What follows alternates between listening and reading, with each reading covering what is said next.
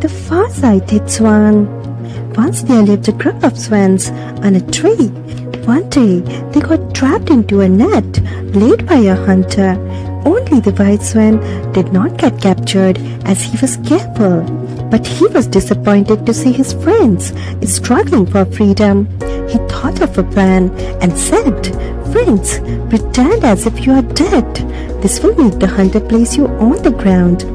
When he places all of you on the ground, you all fly away at once." All the swans followed the wise swan's advice. The next morning, when the hunter saw the swans lying lifeless in the net, he was shocked. He took them out of the net and laid them carefully on the ground. And as he placed all of them on the ground, they flew away. The hunter could do nothing but repent at seeing them flying away.